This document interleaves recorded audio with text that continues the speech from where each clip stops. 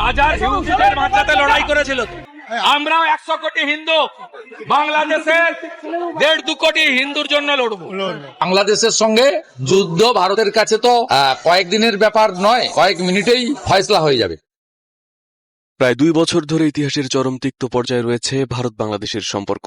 অন্তর্বর্তী সরকারের শাসনামলে দীর্ঘদিনের ঐতিহাসিক সম্পর্ক গিয়ে ঠেকে একেবারে তলানিতে। বাংলাদেশের পক্ষ থেকে বারবার সেই সম্পর্ক স্বাভাবিক করার চেষ্টা চললেও সীমান্তের ওপাশ থেকে সহযোগিতা মেলেনি। আর এমন পরিস্থিতিতে উত্তেজনার আগুনে ঘি ঢালতে ব্যস্ত ছিলেন ভারতের ক্ষমতাসীন বিজেপি নেতারা, যারা বারবার সীমান্তে অস্থিরতা সৃষ্টি করতে চেয়েছে, যাদের নেতৃত্বে হামলা হয়েছে দেশটিতে অবস্থিত বাংলাদেশ হাইকমিশনেও, ওড়ানো হয়েছে বাংলাদেশের পতাকা।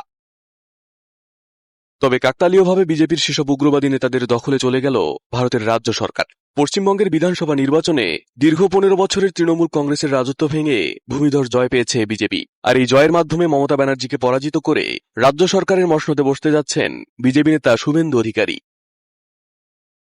শুভেন্দুর এই জয়ের মাধ্যমে পশ্চিমবঙ্গের মুসলিমরা যে বিপদে পড়তে যাচ্ছেন সেটা নিঃসন্দেহেই বলা যায়। যিনি কিনা নির্বাচনী প্রচারণাতেও মুসলিম বিদ্বেষী বক্তব্য দিয়ে সরব ছিলেন।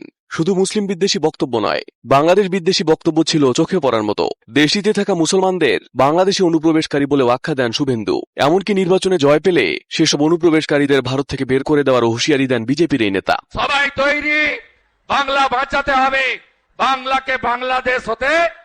এদিকে ফলাফলের পর প্রেস ব্রিফিংয়ে শুভেন্দু দাবি করেন শুধু হিন্দুদের ভোটে জয় পেয়েছেন তিনি, মুসলমানরা তাকে কোনো ভোটই দেয়নি। जितना मुसलमान वोट देने के लिए निकला सब ममता को वोट दिया और मुझे हिंदू, सिख, जैन, बुद्धिस्ट लोग ने आशीर्वाद देकर जिताया।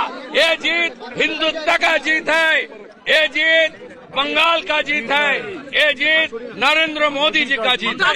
শুভেন্দুর বক্তব্য থেকে বোঝা যায় আগামী দিনে পশ্চিমবঙ্গ জুড়ে মুসলমানদের দুর্দিন আসতে চলেছে। বিশ্লেষকরা বলছেন যার প্রভাব পড়বে বাংলাদেশ সীমান্তেও। কারণ গত 8 মাসে দেশের 32টি সীমান্ত জেলা দিয়ে অন্তত 2479 জন মানুষকে ভারতীয় সীমান্তরক্ষী বাহিনী জোরপূর্বক বাংলাদেশের ভেতরে পুশিন করেছে।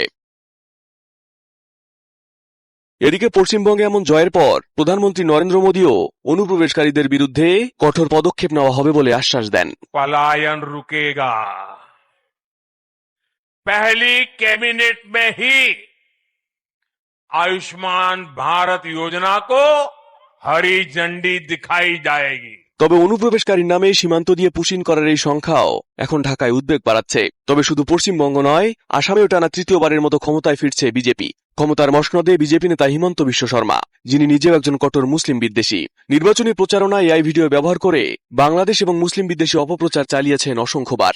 আন্তর্জাতিক সংবাদ মাধ্যমেও হিমন্ত বিশ্ব শর্মার প্রোপাগান্ডা নিয়ে একাধিক সংবাদ প্রচার হয়েছে। আবার ত্রিপুরাতেও বিজেপি জোটের সরকার রয়েছে, যারা প্রত্যেকেই বাংলাদেশ এবং মুসলিম বিদ্বেষী হিসেবে পরিচিত। এদিকে দীর্ঘদিন ধরে পশ্চিমবঙ্গে তৃণমূল কংগ্রেসের সরকার ছিল। এই সময় মুসলিমদের নিয়ে বিজেপি নেতারা নানান কথা বললেও এখন তারা জিতে আসায় সরাসরি আক্রমণের শিকার হতে পারেন মুসলিমরা, আর সেই ঢেউ এসে লাগতে পারে বাংলাদেশেও, এমনটাই মনে করছেন বিশ্লেষকরা।